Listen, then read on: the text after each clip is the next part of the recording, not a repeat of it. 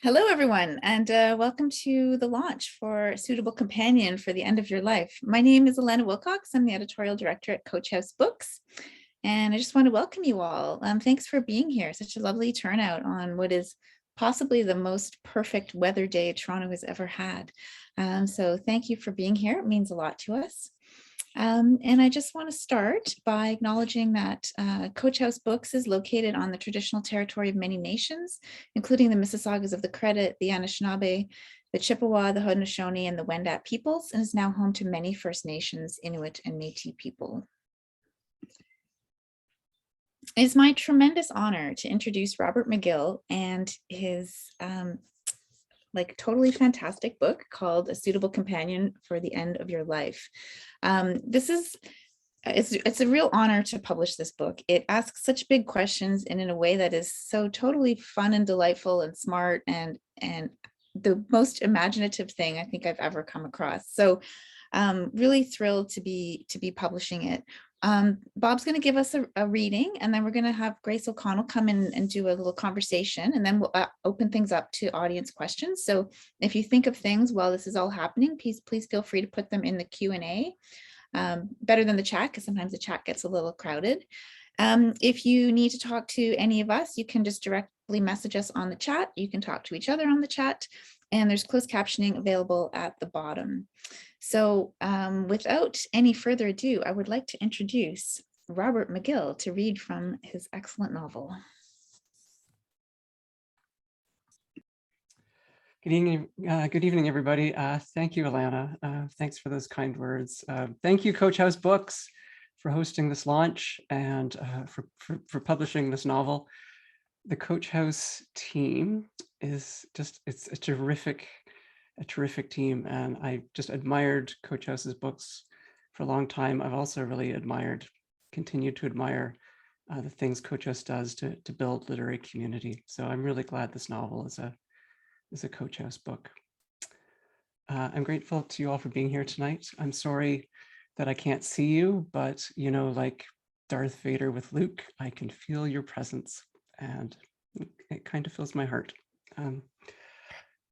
I think it's okay that this is a virtual launch. In fact, it's kind of exciting that it's a virtual launch, not least because there are people I know from all over the world, and because it kind of continues an experience of virtual sociality that I've been feeling since I started writing this book. When I was drafting it right from the start, I had in mind the potential future reactions and responses of family, of friends, of colleagues at U of T, of former students, of current students, of fellow writers, of book lovers like me. So I'm over the moon to get to share some of the book with you tonight and to talk about it with Grace O'Connell. So with that said, let me tell you a little bit about this book, A Suitable Companion for the End of Your Life. It is about a young woman named Regan. Regan is 18. She's living in a version of Toronto, and at the start of the novel, she's in a pretty desperate place. She decides to end her life. She decides to end it by making an order on the internet. And the next day, after she's made this order, a box arrives on her doorstep. She brings in the box, opens it up, and inside, not to her surprise, is the rolled up, flattened body of a still living human being. And it turns out that this human being's name is Ülle. And upon Ülle's arrival, things do not go for Regan as she planned them.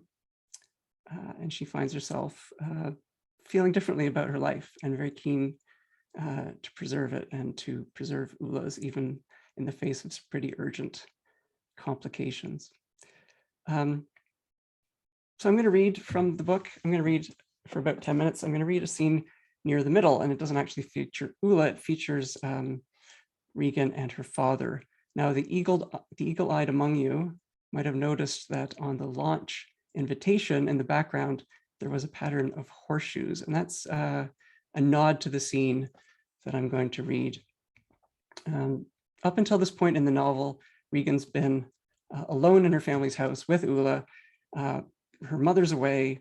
Her father has been at a treatment center. He's been there to deal with issues with regard to drug use. And he is just called to tell her that, in fact, he's walked out of the treatment center. He's called from down near the waterfront, near Sunnyside Pool, and he wants her to pick him up. So Regan goes down there, and because of this urgent situation with Ülle, Regan's #1 priority is that her father not return to the house, that he instead get back into the center. But on showing up, she realizes that he is in fact high. She thinks that in fact he is high on a very particular drug, one that he's taken before with some pretty bad results. So I think that's what you need to know to go into this scene with Regan and her father. Here we go. His pupils had swallowed his irises. "Come on, the cab's waiting," Regan said. "I don't trust that guy," her father replied. "What, the cabbie? You haven't even met him." "He's a cheat," her father said. "He plans to charge you double. I mean, his father beat him and he's got 5 kids, but she couldn't believe it. He wasn't just on any old kind of high. You got horseshoed, didn't you?" she said. "After all that time in treatment?"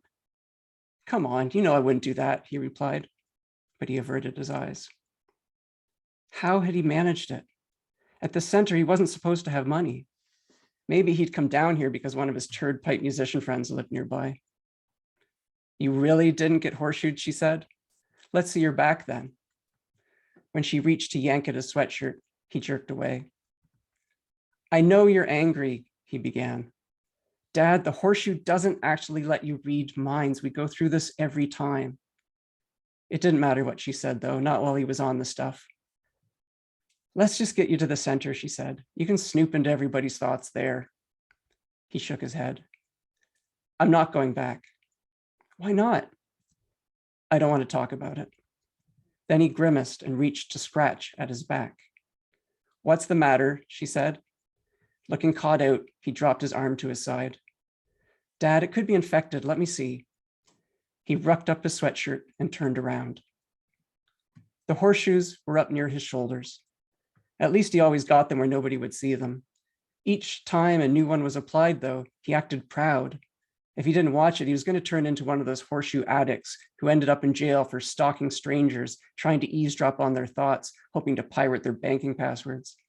Or he'd gamble away her college fund playing poker, always baffled when the other guys turned out not to have the cards he thought they did. On his back were almost a dozen horseshoes, each the size and color of a plum. They'd been laid out crookedly, some sideways, some upside down, like stamps in a passport. Regan didn't take long finding the latest one. The skin on which it had been branded was raised and bleeding at the edges. "How does it look?" he asked. "Bleeding a little." "That's okay," he said. "It always does that." "Such a dumb drug," she said. "Why can't you just smoke it?"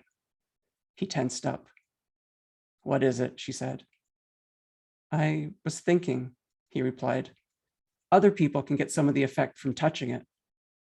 "Yeah, you told me before." She drew away a little. "Why don't you do it?" he said. "Dad, we've been through this." Whenever he was strung out, he turned evangelical for the stuff. "You could read my thoughts," he said. "It might be good for you to see what's going on in your old dad's brain."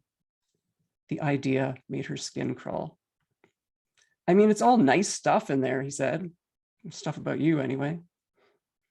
"If there's something you want to tell me," she said, "just say it." He opened his mouth to speak, but stopped himself. "Some things are hard to put into words," he said. "If you could see what's going on with me." "I'm not getting anywhere near your horseshoe," she said. The last thing she needed was to be stoned and thinking she could read people's minds. "The hit would only last a few seconds," he insisted. "Dad, why are you always trying to talk your child into taking drugs?" He gave a chuckle, like what she'd said wasn't an exact description of reality. In a second, she'd be yelling at him. And where had yelling ever got her? In these situations, she knew what worked. She needed to give in, humor him, then use her surrender as leverage. "Okay, you win," she said. "I'll touch the horseshoe." He broke into a smile, looking so happy that it pained her. "But only if you make a promise," she added. After, you'll go back to the center. His expression soured. Do we have a deal? She said. He gave he gave his head a shake like he was clearing an Etch-a-Sketch. There's my Etch-a-Sketch impression. Then his expression turned upbeat again. Sure, deal. He'd agreed way too easily, but what could she do? Come here then, she said. Once more, he hiked up his sweatshirt. The new horseshoe looked spongy with blood. She thought of dirty needles, hepatitis. She pictured making a fool of herself with the first stranger who came along, telling them she could see their pedo fantasies. Maybe the horseshoe wouldn't have an effect on her, though. Lots of things didn't work. Spicy food never made her sweat. The hypnotism her therapist had tried on her never took. I just put my hand on it, she said. Your fingers, he replied. 5 seconds should do the trick. He got down on one knee with his back to her. She placed her fingers on the horseshoe and felt the wetness of his blood. Then she whipped her hand away and wiped it on the grass. She was waiting to see if there'd be a drip of good feelings when she felt the kick. It struck her in the back of the neck and fireworked through her, a charge of elation, a hot fizz. She scrunched her eyes to take it in. When she opened them, she was flat on her back, staring at clouds. You're okay, said her father. Take deep breaths. Go with it. The fizz had started to crest when she went rushing into him. Though she still lay on the ground, she had the sensation of their bodies smashing together, like the circles from two spotlights blending on a wall. Next thing she knew, she was looking out from his eyes, down at herself. She saw other faces overlaying hers, her mother's, her grandparents', younger than she'd ever known them. She heard a few bars of a guitar solo, an old-timey tune she didn't recognize, but played in his style, all capoed, cross-picking, hitting the strings hard. Then the music slid beneath his cramp of worry. Words that weren't words arrived in swirls of mood and memory. What happened to my little girl? No more races, hardly any muscle. She used to be so fast. How many times did I tell her calories in need to equal calories out? Didn't I say, listen to your body? From somewhere outside his head came his other voice. Is it working? Can you see my thoughts? It's too much, she whispered. Hang on, he said. It won't last. His brain kept up its tumble. Parched throat, need a drink. People are always leaving. Better mother's asleep, doesn't matter to her what happens here. Regan needed it to stop. A rill of static trickled down the middle of his thoughts. Slowly, their lodgement in her loosened, and then, all at once, he was sluiced away, dragged out until he was so far gone that he became a separate person standing over her. She propped herself up on her elbows, and he asked if she was okay. It's incredible, right? He said. You saw my thoughts? She nodded, telling herself it hadn't been real. What did you see? He asked. I don't want to talk about it.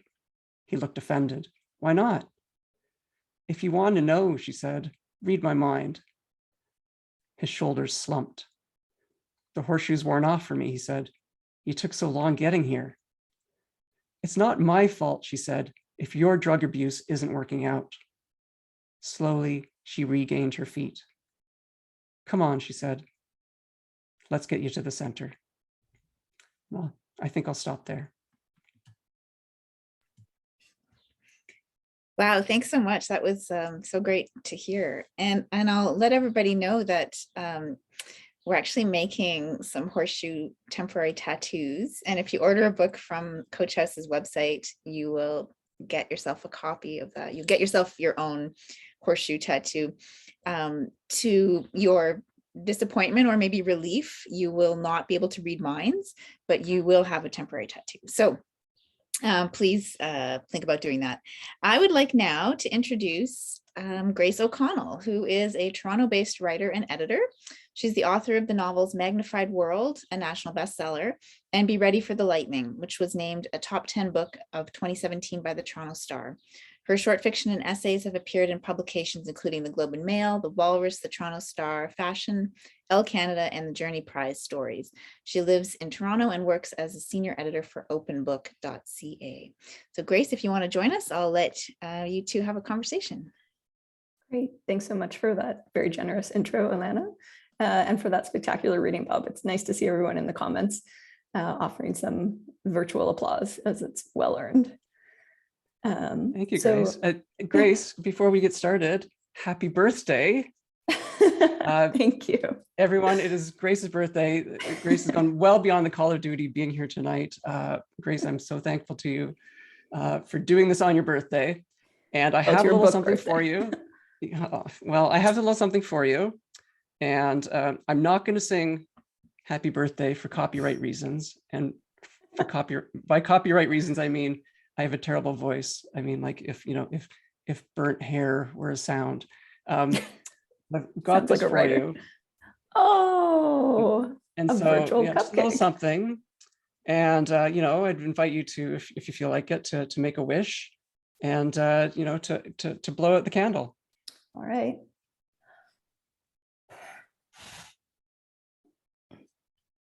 Well, I think my wish might come true.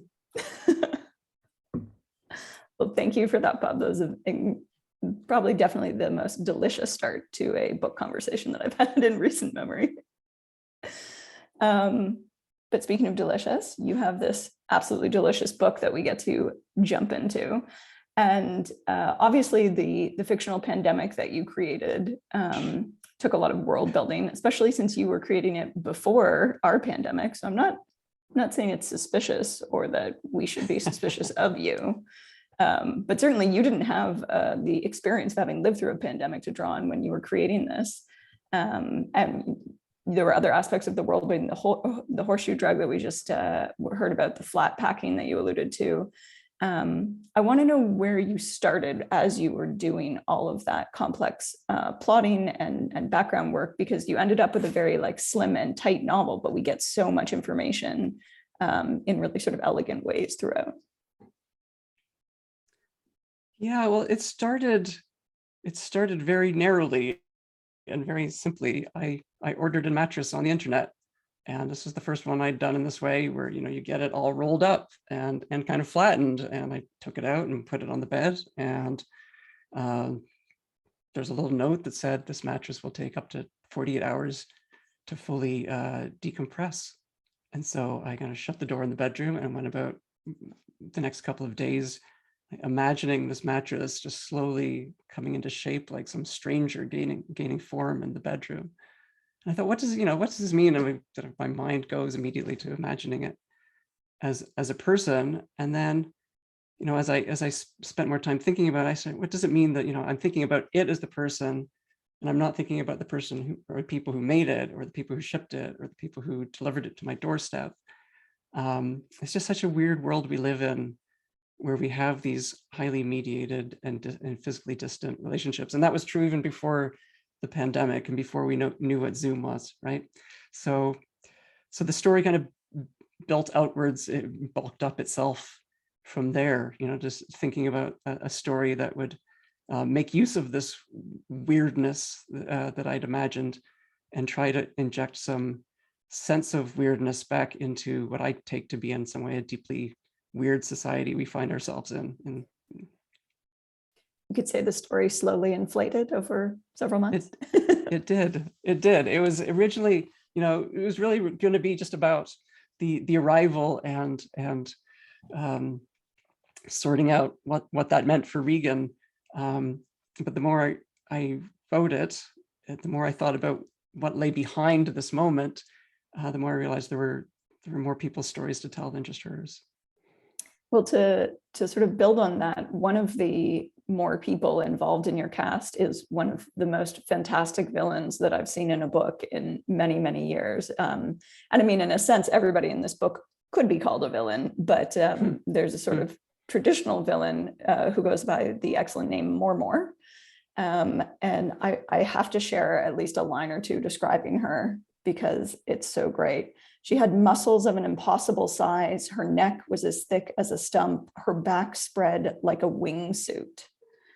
So you've got this absolute muscular mountain of an old woman, which is just not a character that we get to see often. It has this sort of Baba Yaga, made me think of Yubaba from Spirited Away, all of these sort of older women villains, and her physicality being so unusual in a book where bodies matter so much was really interesting to me. So what were you thinking about sort of bodies around more around Regan as an athlete, as an injured athlete, all of those things? Obviously the flat packing of the bodies, it's a very physical book.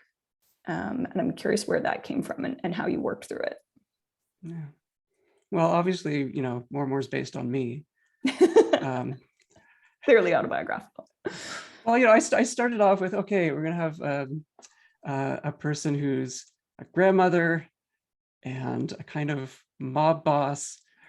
And I thought, well, obviously, that combination is just so cliche. I have to make her more authentic in some way. And so, I did. I reached into myself a little bit, into my own past as a track and field athlete, and as someone who, has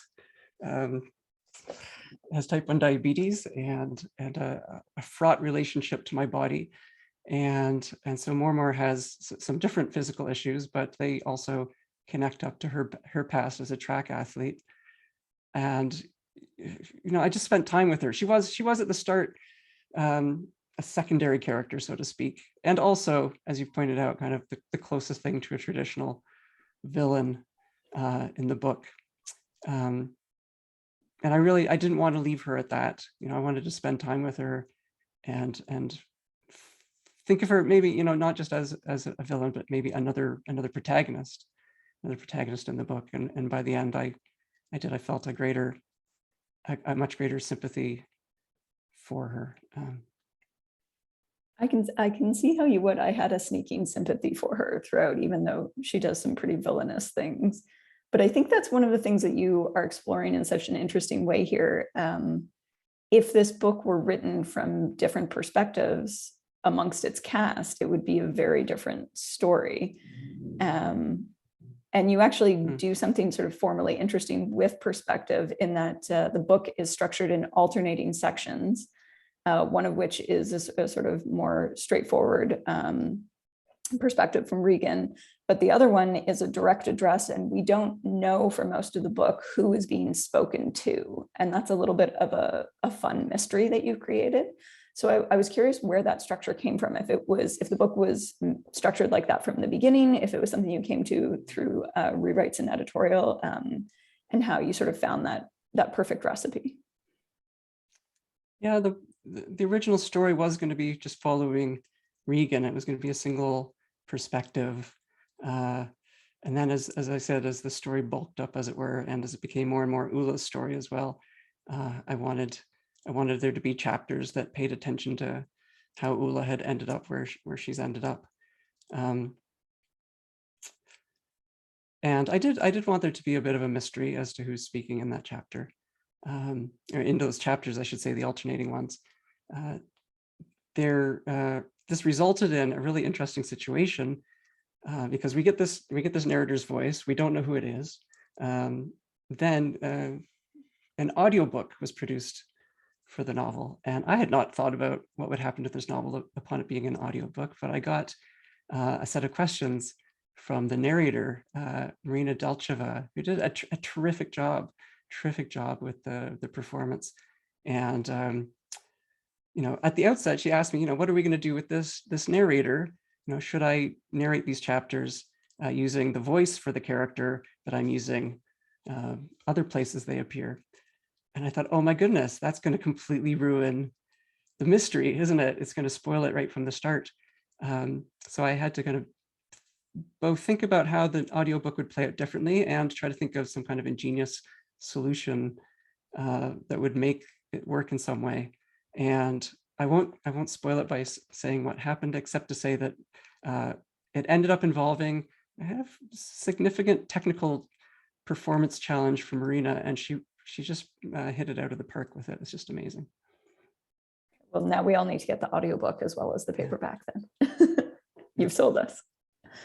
But to circle back to Regan, because you were sort of talking about her perspective, I wanted to ask you why she was the right character for us to have as an entry point to the book, because Ülle and Mormor experience the pandemic directly where they live, but Regan is in Toronto, which in this version of this pandemic was insulated and was not really affected the way Ülle and Mormor's home country was. So why did you decide to come at this story from the point of view of somebody who was sort of outside of that narrative? Yeah, well, I think probably the answer to the question is partly in the question. I wanted to write a story dealing with a pandemic that didn't look like a lot of the pandemic stories I'd read before, which really, are kind of epidemiological, right? They follow the course of the spread. They focus on the people who are at risk, and they focus on governmental and other agencies and actors' attempts to deal with it. Whereas this is a story more like something like Station 11, where it's thinking much more about after effects and ramifications beyond ground zero, as it were, and beyond the people immediately affected. Because, well, as we maybe we know too well now, and from COVID-19, wherever a pandemic is playing out, it's playing out everywhere, right? And it plays out in this novel, not least in terms of the fact that people like Ülle, it's obviously no great spoiler to say, and starts off in one place and is moved to another and to very different circumstances, such that even, as you say, the countries that aren't directly impacted by the pandemic end up deeply implicated in it. Yeah, and I think that it let us really experience it, because you sort of brought us right into it in the point of view of a regular person, rather than, it's sort of in a government war room strategizing about how to engage with it, and that let you do some really interesting things narratively, and I do think you found sort of the perfect entry point in Regan. And she's an interesting character as well, in that, or rather, she sort of represents something interesting that you're doing, I think, in the book around gender, which is, first of all, your sort of three really main characters are all women. You've got Mormor, Ülle, and Regan. You have a diverse supporting cast as well, and they're all sort of powerful in different ways and struggling to find their power in other ways. And I was curious how you were sort of engaging with that idea of subverting gender expectations. Regan is an athlete whose injury costs her athletic career, which is a narrative that we've seen before, but not usually with women. And we've got, a big, scary Tony Soprano mob boss type, but again, this is an old woman. And then Ülle is, sort of an undefinable, interesting character. But it would have been, she could have been a man instead, but you chose to make her a woman. And I think that adds an interesting factor when she's interacting with both Mormor and Regan. So I'm curious whether it was a conscious subversion of expectations or something that just comes to you naturally, or what you were setting out to do. Well, when I was making that first leap from the mattress to thinking about an actual story, I immediately thought about the fact that there was a whole long tradition of stories about people brought to life, right? And kind of paradigmatically, it's a female figure who's brought to life, by a male protagonist to be a kind of a helpmate or to fulfill other roles, right? From even the Bible to Pygmalion and Galatea, to in the present day, the movie Her, or a deep cut, the 80s Weird Science, or even the fact that the voice assistants are gendered, right? Alexa and Siri and whatnot. So I had this notion of the helpmate figure in mind, and I didn't want not only did I not want to just rehearse that, I wanted to put some pressure on it and think about, what's going on there, what's going on in terms of how we think about care, that these stories get told over and over, and care in relationship to gender, not least. Actually, I went and looked up helpmate. I thought, what does helpmate even mean? It's got the word help in it. That seems telling in some way. And it turns out that in the King James translation of the Bible, helpmate is the chosen word for a term that could also have been translated as something like a complementary companion of corresponding strength. And I thought, how different gender relations might be if that so important text had been translated in that way, rather than as helpmate. And so, the relationship between Regan and Ülle is there partly to explore that notion of the tensions in care, the possibilities of being with somebody who is a complementary companion of corresponding strength, and of care being also something that often is masking and underwritten by all sorts of, asymmetries, power imbalances, desires, both conscious and unconscious. I love that answer. This is like the season's most important feminist rant. But speaking of very important books, I want to go back to your earlier novels, which I have also read and loved, but are quite different than this. This was a big shift in genre and approach, just a totally different kind of book than you've written in the past. So where does that kind of change come from, and what drew you to including some sort of like spec-lit aspects in this, after two realist novels? Yeah. Well, so I started out very early in life reading and writing a lot of science fiction. I was reading Ray Bradbury and Frank Herbert and Monica Hughes. And then, I got into university.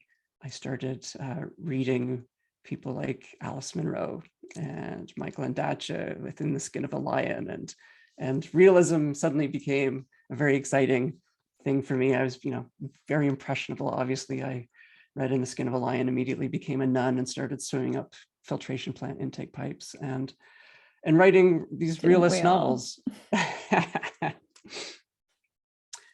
But then I guess, I think I've got permission since then, as it were. I found permission in other books that I've read, books about Toronto that I loved and gave me very different takes on Toronto.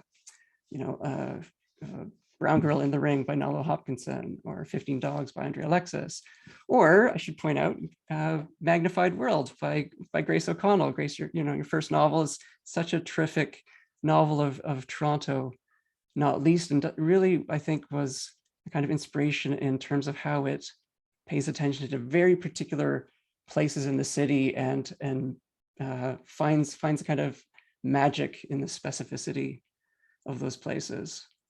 I was glad to return to the Lakeshore. And I think of the Lakeshore in Toronto now, I can't help but think of it through the lens of having read Magnified World many years ago still. Well, that is extremely generous of you. And I'm glad you brought up the setting, because I do think it does a lot of interesting things in the way you create this very believable near future Toronto. But then layer this incredibly sophisticated, interesting, complex world building over top of it. So we're really forced to see our city in a weird way. It's a very realist approach to speculative literature, because we feel so, the city feels so familiar, even in this completely unfamiliar situation that you've built, which is disorienting in a really fascinating way, I think, for readers. And I think even if you're not from Toronto, it's still something that feels very playful. And there's a lot of play in this novel, even though it is very, very dark in ways. And I guess I'd be interested to hear as well how you approached tone, because you are dealing with, you're dealing with issues of obviously it's death and destruction, the pandemic, there's issues of class and access, people from different countries having different experiences and borders being closed and things like that. And yet you still sort of sneak some humor and some wit into the darkness. And how do you strike that balance is my question. Well, I mean, part of it is due to the setting, I think. I mean, from a very early point when I first moved to Toronto, I wanted to write about it because it felt so magical. It felt like a space of speculative fiction, driving in every time. I'm from a small town in Ontario, so driving in and seeing these towers continues to be overwhelming for me. But also, as I got to know the city, I realized it's just such a big and complicated and complex city that depending on where you look and how you look at it, you can see a dystopian space, you can see a utopian space. There's these different possibilities for talking about it. And I think in the end, what I wanted to write with this novel was a novel that attends to both those possibilities and the fact that they coexist. They coexist in a different way in this version of the city that I've written about, but I think they're there in the city as it is. In terms of like the tone and finding light and joy in a situation that's a difficult one, for me, this was an important reason that Regan is 18, because I just love the way that young people in particular use language, and I wanted to create a protagonist who would be playful with language and would be inventive and witty. It's I don't know, I am an inveterate lurker on Reddit. I'll be quick to say it's like the happy progressive parts of Reddit that I lurk on. But I just take such pleasure from seeing the things people come up with, the way in which certain uses of language take off. And it's often young people driving this. On the first page of this novel, there's a line about Regan feeling like an admissions officer in their reply to her is feeding her copy pasta. And that comes out of a delight in that kind of language. Some early readers of my novels said, "What is copy pasta?" And I was just so happy to tell them what it is. And so I'm hoping that readers have similar moments of delight with Regan's language. But I also I think it helped bring joy to me in writing it, and I think it's part of a kind of pleasure in life that Regan has, even when she's not thinking about the fact that she has it. But it signals something in her that I think becomes more important as the novel goes on. Yeah, and I think that speaks to her character in a really interesting way, that you've sort of baked it into her very language, that she, even in sort of at the depths of her depression, is still able to play with words and play with wit and sort of play with this great dry sarcasm that comes out even in her darkest hours. Yeah. I mean, and it's a coping mechanism too, right? There's nothing, it's not necessarily one thing against the other. So there's a certain pathos, I think, to that kind of wit too. It's like trying to just maybe get through things, maybe even put oneself at a distance from things, not least one's own more unsettling feelings. But I think it's an important part of a character. I want to completely avoid spoilers insofar as possible, because I don't want to take even the slightest spark of anyone's joy in reading this book, because part of the delight is in finding the totally strange and interesting directions that you take the plot in. But within that context, I want to ask you, was the ending in the book always the ending, or did it take you a while to find the exact right way to wrap things up? Yeah, it wasn't the original ending. Regan was going to be in a different place than she is now. I agree with the spoiler thing. I often think about Flannery O'Connor, the American writer, who would just give people the ending of her most shocking story, A Good Man Is Hard to Find, before she would read it to them. And she would say, "That's because I want you to focus on other things, in the story. But I am not going to do that to you." Confidence in that. Yeah, well, no kidding. Well, the thing is about the ending of the book, it's actually an ending that my own perspective on has changed. I used to read the ending in a different way than I do now, and this is since finishing it. And I've just talked to a few people who've read the novel so far and have quite different ideas from each other and from me about what the exact valence is. It's not necessarily unclear what the actual literal situation is, but is rather like what kind of ending is this? And I'm okay with that. I think about the way in which life kind of works like that, right? It's not that one thing is always intrinsically a happy ending or a sad ending, but rather what we focus on and what we feel about it make it one thing or another or both in different measures. Yeah, I think this is the kind of book that you could read it once and feel one way about the ending, and then read it again 10 years later when you're in a different place and feel completely differently about it. Because, as you said, the logistics of what happens in the end are very, very clear, but the emotional implications for a number of characters are open to interpretation.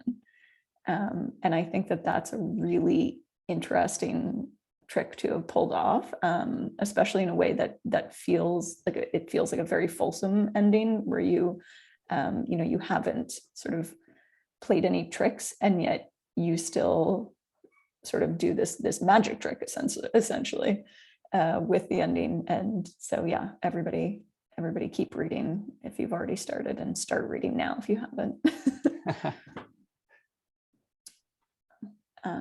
Great.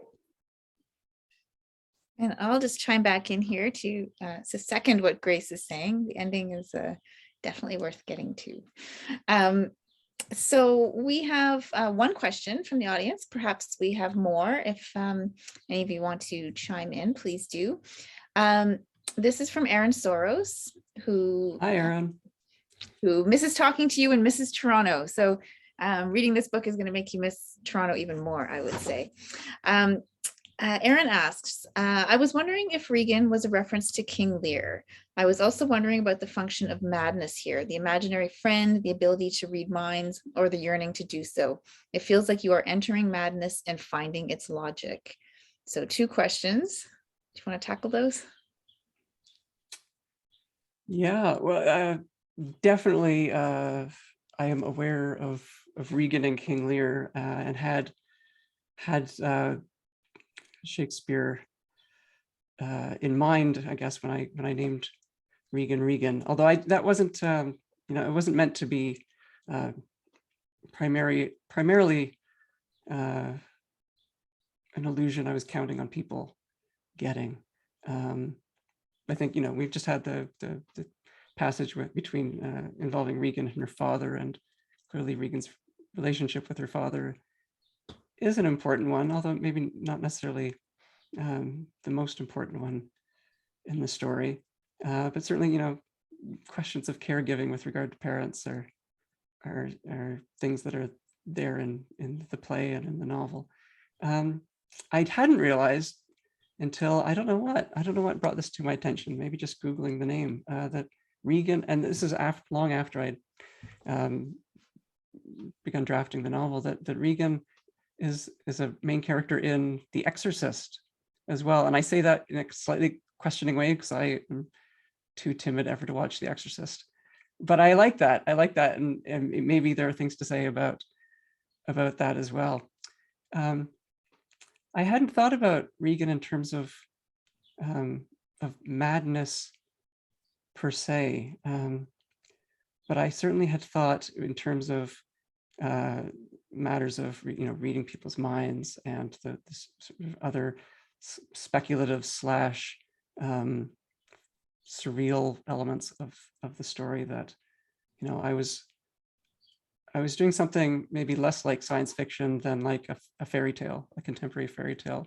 And I do have the sense that perhaps science fiction is, and other genres, have supplanted fairy tales in terms of doing the kind of cultural work that fairy tales used to do. But it occurs to me, thinking about your question, Aaron, that fairy tales are certainly spaces where pathologized ways of being in the world were addressed and worked through, and often, in very problematic ways. With respect to Regan, she has a therapist. She's been medicalized, and I think for this story,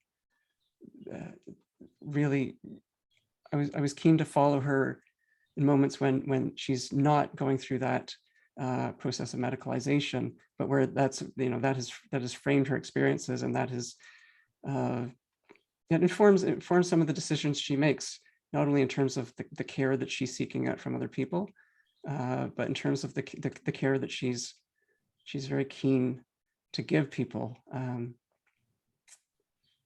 So yeah, I think that's a big part of who she is.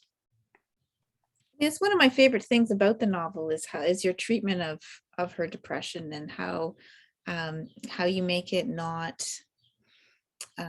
it's present, but it's not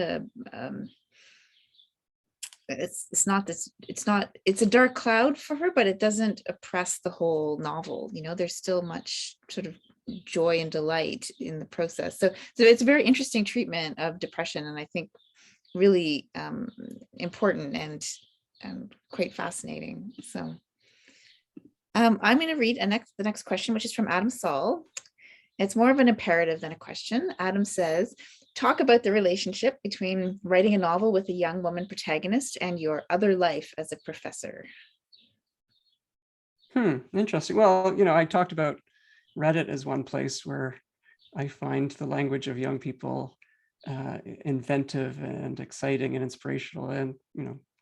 And working as a teacher of creative writing, I get to engage with my students' creativity all the time, not just their writing, but the things they offer by way of contributions in classes too. And I just get to think about writing a lot. To come back to Grace's earlier question about what's different about this novel in comparison to my earlier two novels, I think I just have more balls up in the air, as it were, because I'm always talking with my students about all sorts of points of craft. And 1 week we talk about narratorial perspective, and the next we talk about matters of style, and then we're on to plot, and then on to character. And so I'm always at some level, trying to circulate all of those in my own writing. And my first two novels, as well as just being more realist texts, I think, were texts where I just had a different relationship. I had a different relationship to the language, and maybe partly because I have the experience with those novels, I know I can write stories that attend to character and plot satisfyingly. I thought for this novel, let's put another ball much more conspicuously up in the air. Let's really make this story that's in language partly a celebration of language and what it can do, and the ways in which just the mere description of things can get us thinking differently and feeling differently. Absolutely. Ricia Orzik says, Bob, you do such a wonderful job with pacing and suspense in this novel. I had to stop reading it at night because I was not doing very well at putting it down. It strikes me that is a hard thing for a writer to achieve. How did you work to craft it so that it would keep the reader so intrigued and engaged? Did this require folks helping out to read parts for you, or other ways of getting distance from the text? Oh, thanks for the question, Risha, and thanks for sharing that response to it. Well, actually, I think some of the plot pacing came from the imperative to broaden out the story and to attend more to what happened to get Ülle to the place she is at Regan's house, which led to these alternating perspectives, and moving back and forth between the perspectives meant that we kind of we're left in a lurch quite a few times in the novel, and so I suppose I leaned into that a little bit and decided to break things off at moments where you'd want to come back. You'd be willing to go into that other place. You could get back to the first one. But also, it's partly just the fact that I once one has created a kind of urgent situation and where it's properly earnestly a complicated and urgent one, just there aren't a lot of options except through cheap tricks to reduce the tension. I mean, this is just it was a hard situation for Regan. I think I kept trying to find ways to make it easier on her. It's this weird thing where you don't want to make the story too hard on your protagonist because you have real sympathies for them, but she's in a real pickle in the story. I don't, again, don't want to spoil too much, but just trying to get her out of the pickle and allowing her to make choices that would try to get her out of the pickle, I think just kept the incidents coming. An anonymous person asks, the scene you read was a sensory surfeit. How did you think about the senses and sensory experience in relation to the body, injury, and the mind in this novel? It's a very bodily novel, right? I mean, the fact that we're thinking about people like IKEA furniture, we're starting right from that place. So, yeah, thank you for that question. So, my last novel involved someone with a camera, and this was an explicit challenge to me that I set for myself. I'm going to describe the visual world better, and maybe as partly a reaction to that for this novel, I wanted to describe, I wanted to describe inner life. I wanted to describe what couldn't be captured by a camera. And I just, writing Regan's life and writing her perspective properly, and thinking about my own investment in her. That's, so much of her situation is going to be about how she is feeling in these moments. So bodily life, bodily experience, bodily sensation was crucial. And also I even, that the opening scene involves something that, while visual, is one where I was trying to do something that couldn't easily be filmed. Again, I don't know if this is, you want to call this an author's perversity or what, but I kind of always want a novel to do something that another medium could not do. So getting into the inner life of a character, right? How they're feeling is not something we can get from a movie. We only get, how they're expressing that outwardly. And getting their inner thoughts, getting the language of their minds is another. So those are the things I dwelt in with this book. Not to mention, I can't imagine filming the reinflation of a person. I think it would definitely hit the uncanny valley, right? Yeah, it would be a good challenge for some VFX team, anyhow. Yeah. Elisa York asks, says the horseshoes are so creepy and compelling. Where did they come from? And good or bad luck? Yeah, thank you for that question. So in fact, that chapter with the father, it's right in the middle of the book. And although I said, I don't think Regan's relationship to her father is necessarily the most important one, I think it is an important one, and it's an important chapter. And when I first wrote it, he had an addiction to cocaine in particular. And it just, the chapter was not working for me. And it's partly, partly because I don't have a close experience with cocaine addiction, and I hadn't done research in that direction. And so I thought about doing research in that direction, and I thought, wait a second, I have a novel that begins with somebody who's flattened and rolled up in a box coming out and being inflated. It doesn't have to be a cocaine addiction. And so I started thinking about what kind of other drugs would be interesting. What would be interesting, what would relate to what I was interested in about Regan's relationship to her father and Regan's relationship to other characters. And that led me in the direction of what Horseshoe ended up being. I'm not sure how it became Horseshoe per se, although this might be Coach House Books' fault, because you know, I read Roy McSkimming's The Perilous Trade a long time ago, a history of book publishing in Canada. And he has a whole chapter in it called Printed in Canada by Mindless Acid Freaks, a tagline for the early Coach House Press, which was an allusion, I think, to, you know, Alana, you can clue us in on whether this is apocryphal or not, but the printing of acid paper by people associated with the press. And The pressmen were paid in acid.